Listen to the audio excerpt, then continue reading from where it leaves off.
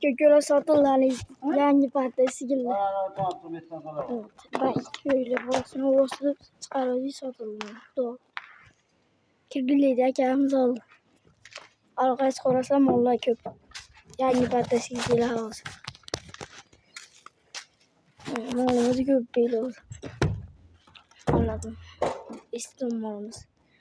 Allah razı olsun. Belki görüyor sonra gelip. Like basıyorum ötetiyle gelip. Olası çıkarırım olsun.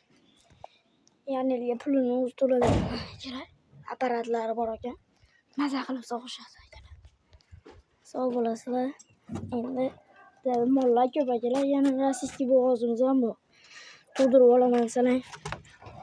Az yani hangi parti sigara köpeği değil o yanına ayağı.